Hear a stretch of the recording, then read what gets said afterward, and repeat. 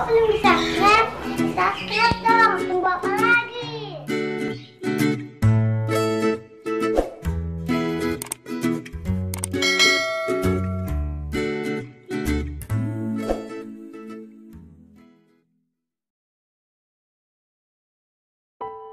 Dikirim kembali. Bab 729. Aroma makanan masuk ke dalam kamar. Tidak lama kemudian, aroma masakan tersebut memenuhi seisi kamar, membangunkan orang yang sedang tidur dengan nyaman di atas kasur.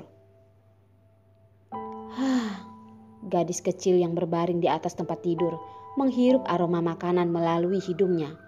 Tanpa sadar, menjilat bibirnya. Aroma tersebut begitu menggodanya hingga membuat air liurnya mengalir. Tetapi dia masih tidak bersedia untuk bangun.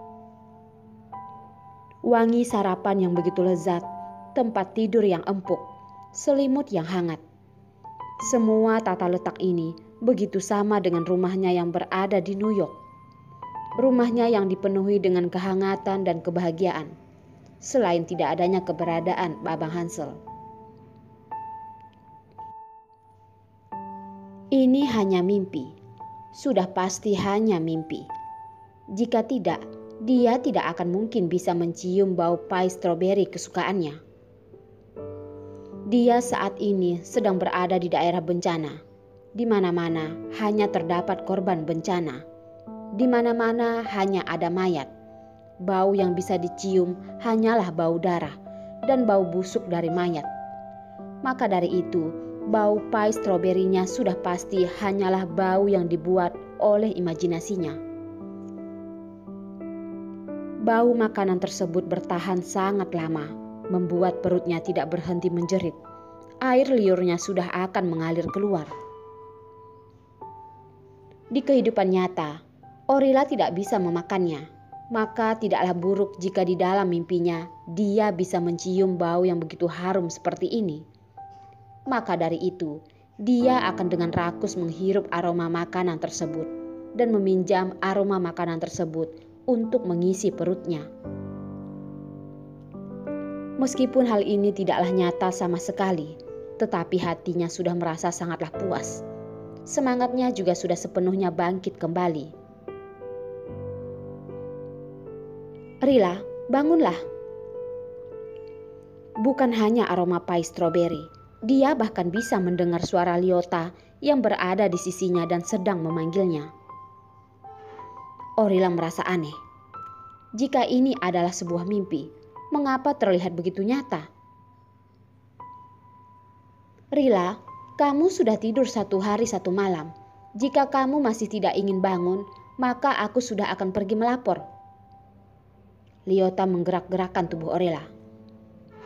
Mana ada orang yang tidur seperti kamu, tertidur 1 hari 1 malam. Apakah perutmu tidak merasa lapar? Lyota, bisakah kamu tidak berisik? Gadis ini setiap hari meributinya. Apakah masih tidak cukup? Dia tidak begitu mudah bisa beristirahat di dalam mimpinya. Gadis kecil ini masih bisa muncul di mimpinya dan meributinya. Apakah dia tidak mengetahui jika dia sangat mengantuk dan lelah? Rila, aku sudah menyuruh orang untuk mempersiapkan begitu banyak makanan lezat. Kamu harus bangun dan makan sedikit. Setelah kita makan, kamu bisa tidur lagi. Memikirkan perkataan yang kemarin dikatakan oleh Tobias kepadanya, Lyota merasa sangatlah sedih. Jelas-jelas dia merupakan teman yang diundang olehnya. Bagaimana bisa dia berubah menjadi tamu VIP presidennya? Membuatnya takut hingga sekarang dia tidak berani lagi berkata dengan suara yang begitu keras kepada Orila.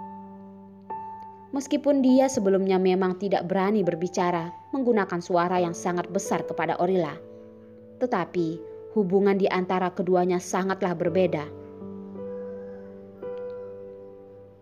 Rila, kamu bangunlah dan makan sedikit. Mohon jangan membuat dirimu merasa kelaparan hingga jatuh sakit. Jika tidak, aku dan kakakku juga akan mengalami bencana bersamamu. Lyota mengatakan secara langsung apa yang sedang hatinya pikirkan. Keterikatan Lyota tidaklah bisa dianggap remeh, hingga bisa membuat Orila merasa tidak tahan dan memutuskan untuk bangun dari mimpinya. Seperti ini dia tidak perlu lagi mendengar suara Lyota yang tidak berhenti berbicara. Tetapi pada saat dia membuka matanya, dia sama sekali tidak melihat Abang Hansel yang ingin dilihatnya, melainkan melihat Lyota yang sedang memberikan senyuman yang begitu lebar kepadanya. Rila, akhirnya kamu membuka matamu juga. Kamu sudah tidur begitu lama. Jika saja kamu tidak bernapas, aku akan benar-benar mengira jika kamu sudah tidak ada lagi di dunia ini. Orila mengerjapkan matanya, berpikir untuk menghilangkan Lyota dari hadapannya. Tetapi pada saat dia kembali membuka matanya, Lyota masih berada di hadapannya dan tidak terdapat Abang Hanselnya. Orila merasa sangat kecewa. Lyota, mengapa kamu bisa berada di sini? Di mana Abang Hanselku?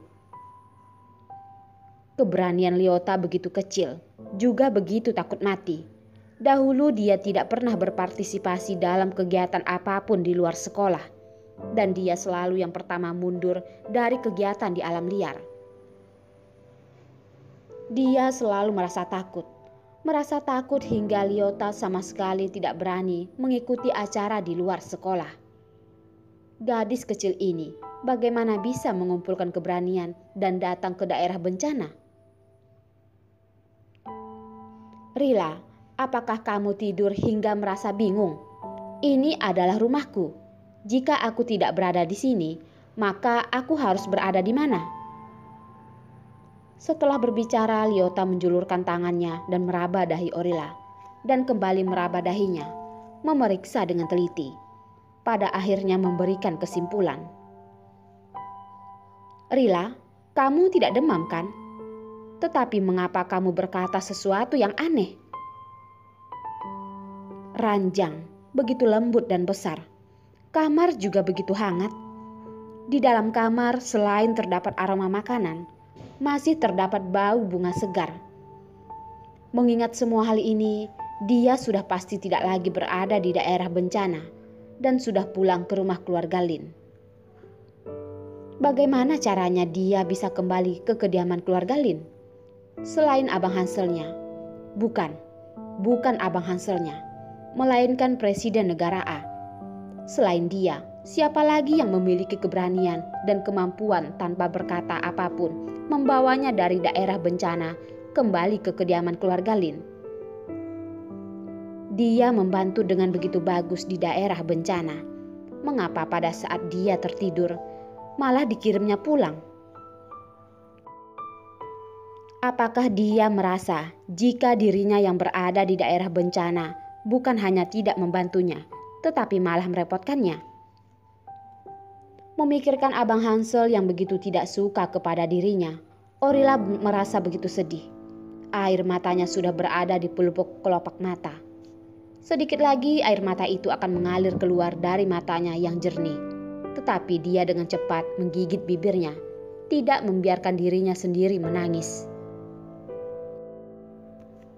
Di dalam hati Abang Hanselnya, dia sudah tidak berguna. Dia tidak bisa menangis seperti anak kecil. Dia harus berani, bertahan membuat diri sendiri berubah menjadi lebih hebat. Tidak boleh membuat Abang Hanselnya memandang rendah dirinya. Rila, kamu kenapa? Apakah kamu merasa tidak nyaman? Lyota melihat mata Orila yang berubah menjadi kemerahan, berpikir untuk menghiburnya. Tetapi mulutnya terlalu bodoh, tidak tahu bagaimana caranya menghiburnya. Orila baru saja mengontrol emosinya. Mendengar perkataan Lyota, dia sudah hampir kembali ingin mengeluarkan air matanya. Dia dengan segera menaikkan kepalanya. Jika tidak, mungkin dia akan benar-benar merasa sedih dan menangis. Dari kecil hingga dewasa, ayahnya selalu berkata kepadanya, Rila adalah anak kesayangan mereka. Jika dia mendapatkan sebuah kesusahan, dia harus memberitahukan ayah dan ibunya. Tidak boleh menahannya sendiri. Beberapa tahun ini dirinya dijaga dengan begitu baik oleh keluarganya. Dirinya sendiri juga berusaha keras dan juga pintar, berani, serta kuat. Sama sekali tidak ada orang yang bisa membuatnya begitu sedih dan terluka seperti ini. Rila, kamu tidak usah melamun lagi. Cepatlah bangun dan makan sedikit. Jika tidak, kamu pasti akan merasa begitu kelaparan. Lyota menggerak-gerakkan tangannya di hadapan wajah Orila. Rila, apakah kamu mendengar apa yang baru saja aku katakan kepadamu? Kamu sudah tidur 1 hari 1 malam. Pagi kemarin Tobias mengantarmu pulang. Kamu sudah tidur hingga saat ini. Lyota bekerja keras mengangguk-anggukkan kepalanya. Bagaimana keadaan di daerah bencana? Apakah masih bisa terjadi gempa susulan? Apakah kamu sudah mendengar informasi tentang presiden? Meskipun dirinya merasa sakit, tetapi hati Orila masih tetap memperhatikan orang yang membuat dia sakit.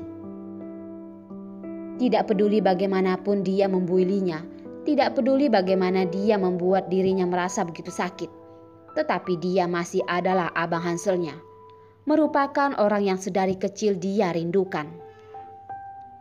Dia tidak mungkin benar-benar merasa marah kepadanya, karena hatinya masihlah lebih nyata dibandingkan pemikirannya.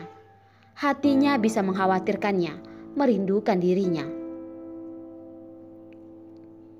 Rila, berita berkata jika keadaan di daerah bencana sudah jauh lebih baik. Air dan telepon sudah bisa berfungsi. Bahan penyelamatan juga sudah sampai di sana. Singkatnya, kamu tidak usah merasa khawatir. Tidak akan ada lagi gempa susulan. Lyota berkata begitu panjang, tetapi mengabaikan masalah yang begitu diperhatikan oleh Orila. Orila merasa malas untuk kembali bertanya kepada Lyota. Dengan tergesa-gesa mengambil handphonenya, memeriksa berita hari ini. Semua informasi yang didapat oleh Lyota dilihatnya dari berita. Dibandingkan dia bertanya kepada Lyota, lebih baik jika dia melihat beritanya secara langsung.